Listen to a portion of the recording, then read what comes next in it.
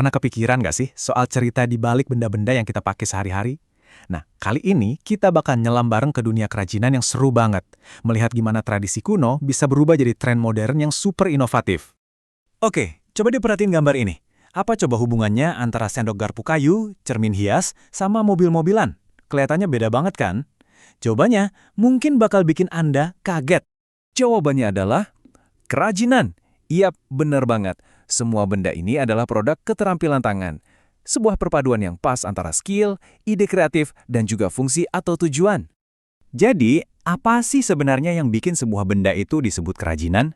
Nah, buat ngertiin ini, kita nggak bisa cuma lihat definisi kamus saja. Yuk, kita coba bedah lebih dalam lagi. Kita selami jiwa di balik setiap karya kerajinan. Oke, kita mulai dari akarnya dulu ya.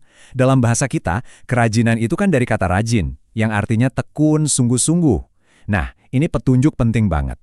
Setiap karya, mau itu tenun, gerabah, atau ukiran, itu lahir dari sebuah proses yang butuh ketekunan dan dedikasi tinggi. Ada kutipan keren dari Profesor Yusuf Afendi yang pas banget nih. Nilai tradisi itu penting, itu fondasinya, tapi sebuah karya nggak bisa gitu-gitu aja, perlu ada ide baru yang inovatif. Nah, inilah inti dari kerajinan modern. Menghargai akar tradisi, tapi terus berkembang biar tetap relevan sama zaman. Setelah kita paham jiwanya, sekarang kita lihat tujuannya. Sebuah karya itu kan nggak cuma dibuat, tapi dibuat untuk sesuatu. Ternyata nih, ada 3 fungsi utama di balik setiap produk kerajinan. Yap, 3 fungsi utama ini yang jadi tujuan di balik setiap karya. Mari kita kupas satu persatu. Yang pertama, fungsi pakai. Ini yang paling dasar ya, produk yang dibuat buat tujuan praktis sehari-hari. Contohnya kayak peralatan dapur dari kayu ini. Cantik sih, tapi yang paling penting, ya berfungsi banget buat masak. Kedua, ada fungsi hias. Nah, kalau yang ini, nilai utamanya itu di keindahan. Benda-benda kayak hiasan dinding atau cermin artistik ini dibuat murni buat memanjakan mata kita, buat mempercantik ruangan. Dan yang ketiga, ini juga seru, fungsi mainan. Eits, jangan salah, kerajinan juga bisa jadi sumber hiburan loh. Produk-produk ini sengaja dirancang buat dimainin, bisa sama anak-anak, bisa juga orang dewasa. Ini bukti betapa luasnya dunia kerajinan itu. Oke, kita udah tahu tujuan kerajinan dibuat. Tapi pertanyaannya sekarang, idenya itu datang dari mana? Kreativitas kan nggak muncul gitu aja dari langit.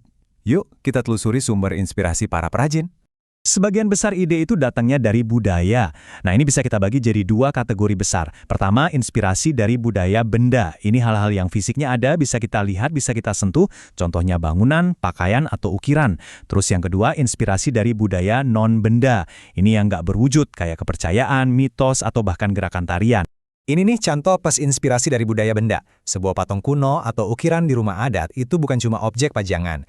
Di dalamnya itu ada cerita, ada nilai-nilai, ada prinsip desain yang bisa banget diadaptasi jadi karya baru. Kalau inspirasi dari budaya non-benda, ini butuh interpretasi.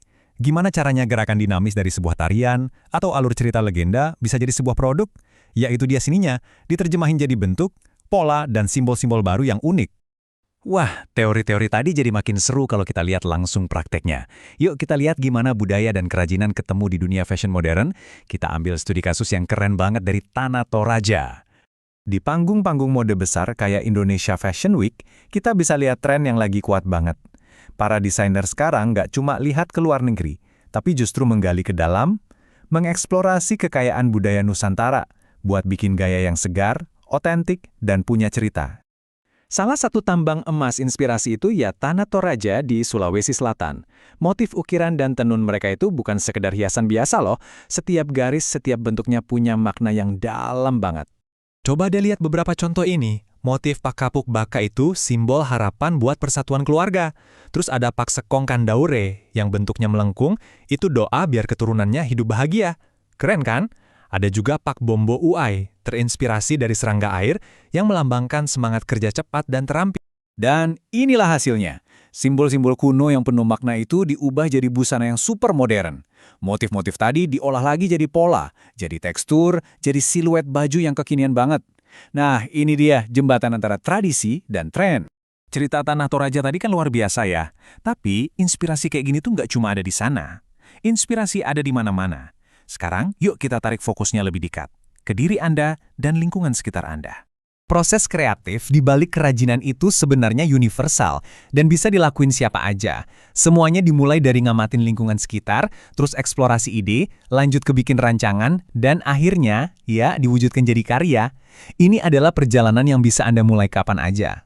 Ingat ya, setiap daerah, setiap budaya itu punya harta karun inspirasinya sendiri. Semuanya itu nunggu buat ditemukan dan diceritakan lagi sama para kreator generasi baru. Dan kreator itu bisa jadi adalah Anda.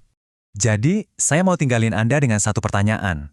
Dari lingkungan dan budaya Anda sendiri, kira-kira cerita apa, pola apa, atau nilai apa yang sebenarnya lagi nunggu untuk Anda temukan dan Anda wujudkan jadi sebuah karya yang baru?